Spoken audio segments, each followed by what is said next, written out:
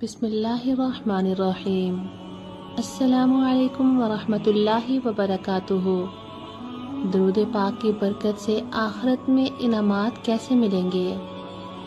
سیدنا عبداللہ بن عمر رضی اللہ تعالی عنہما سے روایت ہے، فرمایا کہ روز قیامت اللہ تعالیٰ کے حکم سے حضرت ابو البشر آدم علیہ السلام عرش الہی کے پاس سبز حلہ پہن کر تشریف فرما ہوں گے اور یہ دیکھتے ہوں گے کہ میری اولاد میں کس کس کو جنت میں لے جاتے ہیں اور کس کس کو دوزخ میں لے جاتے ہیں۔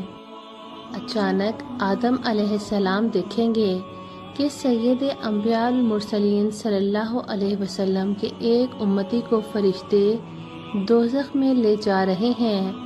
حضرت آدم علیہ السلام یہ دیکھ کر ندا دیں گے کہ اے اللہ تعالیٰ کے حبیب صلی اللہ علیہ وسلم، آپ کے ایک امتی کو ملائکہ کرام دوزخ لے جا رہے ہیں۔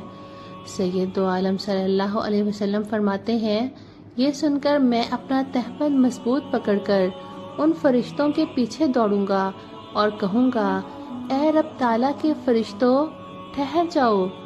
فرشتے یہ سن کر عرض کریں گے، یا حبیب اللہ، ہم فرشتے ہیں اور فرشتے اللہ کی نافرمانی نہیں کر سکتے، اور ہم وہ کام کرتے ہیں جس کا ہمیں دربار الہی سے حکم ملتا ہے۔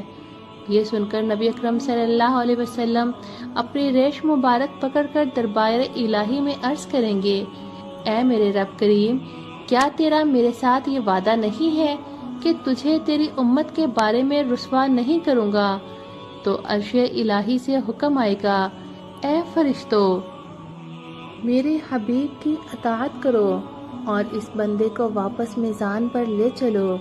فرشتے اس کو فوراً میزان کے پاس لے جائیں گے، اور جب اس کے اعمال کا وزن کریں گے تو میں اپنی جیب سے ایک نور کا سفید کاغذ نکالوں گا اور بسم اللہ شریف پڑھ کر نیکیوں کے پلڑے میں رکھ دوں گا، تو اس کا نیکیوں والا پلڑا وزنی ہو جائے گا۔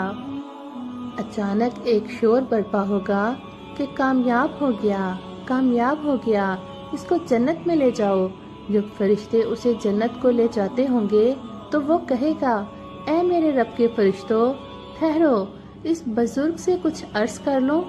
تب وہ عرض کرے گا، میرے ماں باپ آپ پر قربان ہوں، آپ کا کیسا نورانی چہرہ ہے اور آپ کتنا عظیم ہیں، آپ نے میرے آنسوؤں پر رحم کھایا اور میری لغزشوں کو معاف کرایا، آپ کون ہیں؟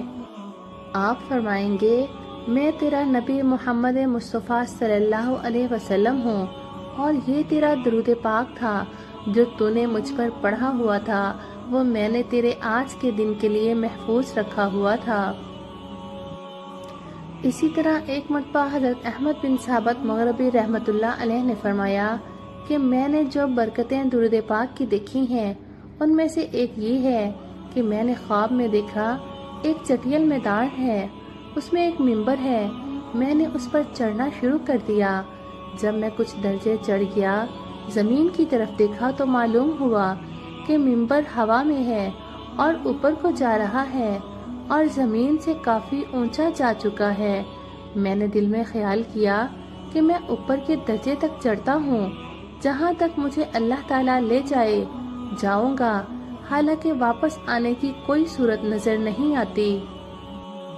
جب میں اور بلندی تک پہنچا اور نیچے کو دیکھا تو نیچے والے درجے غائب ہیں۔ تب میں نے دائیں بائیں دیکھا تو ہوا ہی ہوا ہے۔ میں نے دربار الہی میں دعا کی، یا اللہ، مجھے درود پاک کی برکت سے سلامتی کے راستے پر لے چل۔ اس کے بعد میں نے ایک باریک سا دھاگا دیکھا جو کہ اندھیرے میں کھینچا ہوا ہے، گویا وہ پل صراط ہے۔ میں نے یہ منظر دیکھا تو اپنے آپ کو کہا، تجھ پر افسوس کہ تو پل صراط پر پہنچ گیا، لیکن تیرے پاس کوئی عمل نہیں سوائے اللہ تعالیٰ کے فضل و کرم اور درود پاک کے۔ اچانک میں نے غیب کی آواز سنی، اے احمد، اگر تو پل صراط کو عبور کر گیا تو رسول کریم صلی اللہ علیہ وسلم اور صحابہ کرام رضی اللہ تعالی عنہ کی زیارت سے مشرف ہوگا۔ میں یہ سن کر خوش ہوا اور میں نے درود پاک کا وسیلہ پیش کر کے دعا کی، کیا دیکھتا ہوں کہ ایک نور کا بادل نمودار ہوا اور اس نے مجھے پلسرات کے پار اتار کر سید دو عالم صلی اللہ علیہ وسلم کی خدمت اقدس میں حاضر کر دیا۔ آقائے دو جہاں صلی اللہ علیہ وسلم جلوہ افروز ہیں اور دائیں طرف سیدنا صدیق اکبر، بائیں جانب سیدنا فاروق اعظم، پیچھے سیدنا عثمان غنی ذو النورین، آگے سیدنا مولا علی شیر خدا رضی اللہ تعالی عنہ بیٹھے ہیں۔ میں نے عرض کیا یا رسول اللہ صلی اللہ علیہ وسلم، حضور آپ میرے ضامن ہو جائیں۔ فرمایا میں تیرا ضامن ہوں اور تیرا خاتمہ ایمان پر ہوگا۔ میں نے دعا کی درخواست کی تو فرمایا تجھ پر درود پاک کی کثرت لازم ہے اور تو لہو کھیل سے پرہیز کر۔ پھر میں سیدنا حیدر کرار کی طرف متوجہ ہوا اور عرض کی مامو جان آپ میرے لیے دعا کریں۔